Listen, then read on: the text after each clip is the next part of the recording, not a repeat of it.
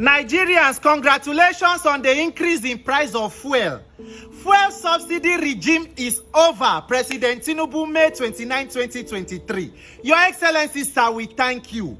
Mr. President, the way you handle us, the way you treat us as your Nigerians, as a country, it shows that you are a father. This is leadership. You are in the UK on holiday, you dey rest. And you are also Nigerian Minister for Petrol. And NNPC don't increase price of fuel again. We thank you. So my fellow Nigerians, now when I say make I follow talk. Because NNPC said they don't come out as middleman from Dangote refinery. So price of fuel don't come up again. And now it go reach about 1,000 something and so on and so forth. So I just say make I ask on my people.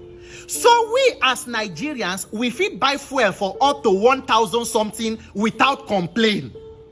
So as a people, we fit live with fuel at 1,000 something. Nobody protests, nobody talks. Save Nigeria, no occupy Nigeria. Everybody accept. That is, we don't accept and we don't understand fuel subsidy, everything. So as Nigerians, we get understanding like this. We get patience. We get, we get understanding with government. So now only Jonathan government will be no get understanding with. We fit buy fuel for 1,000 without complaint, but we be no fit buy for 140 naira under Jonathan in 2012. And remember, say the major problem why I don't tell una about this subsidy issue, not be about say we dey pay fuel subsidy.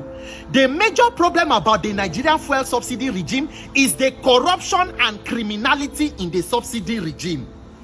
Under Jonathan, where be say the government being bad, or everybody say corrupt. As bad as the government be, when they want to remove subsidy, the president first go launch buses for Eagle Square, say make they distribute to transport company. They launch Shopee subsidy reinvestment program, say for people, for youth and all that. Plus you win, make youth where they do business, make they access loan and all.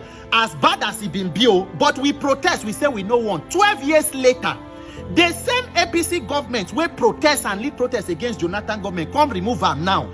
The question where we dey ask since be say the money from the subsidy, where e dey go? Is it possible say the thing where they do with this removal of subsidy na to remove the corruption from the cabal where the petroleum sector come put the money for the pocket of politicians? Because I tell when I say the thing where Nigeria they suffer today is the ghost of the Buhari presidency. The Buhari government is the mistake that should never have been made. Buhari had no business with government. Under Buhari, they signed Petroleum Industry Act, which proposed that 6 months after that act, NNPC should not have business with regulating the price of petroleum. Fuel subsidy is supposed to end since February 2022. Immediately the thing won't end. The then Minister for Petroleum, Timi Prisiva, run go National Assembly, go demand for 18 months extension. In 2022 alone, Buhari's government spent about 4 trillion on fuel subsidy. Between the first 6 months of 2023 to the end of the Buhari government, they spent about 3.6 trillion on subsidy. Totaling Buhari's administration about 11 trillion on subsidy. More than the entire presidents that were before him since our 1999. Handed over to President Tinubu, subsidy regime is over. Now the pricing and the suffering from that subsidy program has been pushed to average Nigerians, me and you, which are the consumers. Because even the under cabal of that subsidy chain from the petroleum sector, they don't even lose. Between the first 6 months of removing subsidy, the federal and state government have shared about 15.1 trillion. That is an increase in state allocation by more than 3 trillion. Meaning governors even have more money than the expenditures that they make. Where does most of the naira go? Is it possible to say that they convert them to dollars, which is also causing parts of the problem with forex and dollar in this country? My fellow Nigerians, shall we understand what we they do so? And do we realize that to tackle this issue, we must face the root cause of our problem, which is this governance? Tomorrow we go talk, say we want to end bad governance. Ask yourself the question, how do you end bad government? By electing good government. How do you elect good governance? It has to be through electoral process and INEC. And none of us, they talk about the major issue of INEC. Imagine running an election against a government that controls INEC, judiciary, law enforcement, including thugs. How do you expect to excel? Opposition, labor, everybody, save Nigeria, nobody talk again about. So Nigeria don't save. We as Nigerians, we pursue things. We are chasing shadows, talking about on social media things that do not advance our collective welfare.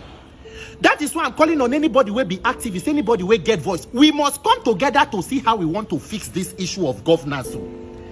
It was now President Tinubu talk 2012 when Jonathan want to remove subsidy. He said subsidy is Jonathan's tax on Nigerians. Your Excellency, is this now your tax on us?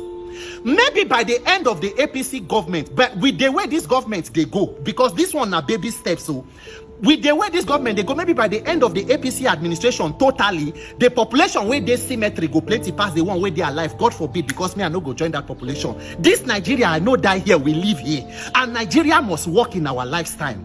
Look at hunger, look at suffering, see the pain of Nigerians. Even people who you think say they have it all together, inflation don't collect whatever you call salary, no social security, no health insurance, nothing. Everybody is your own government, and we want to continue like this every day with it. Those of una where they stand on mandates, those of una where been they fight Jonathan during that subsidy, is it that una been they fight them so that we can achieve this one where we did so now? So now this one come better. My fellow Nigerians, I take God beg you now.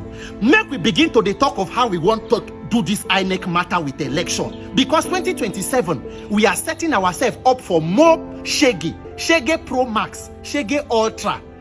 The dying body of Nigeria where they intensive care, instead of us to hand them over to trained medical professionals, may they save them, we don't hand them over to organ harvesters. The small parts where still they are stealing them and harvesting it. It is not about making policy. Tomorrow they go say government they do policy on this. The major challenge is the corruption and lack of transparency and accountability. If you like, create policies from today till next year. If you do not fight corruption and bring transparency and accountability and enforce your own laws, nothing will change. The suffering will only increase, and politicians will continue to live as kings at the detriment of the general populace. May God help us Nigerians to realize that we are our only help, we are our only hope, and give us the wisdom to do what we need to do to help ourselves. Because all this one, what would they do? Oshigidini. Congratulations, Eku's fuel subsidy removal. Happy petroleum price increase. May God help you and may God bless Nigeria.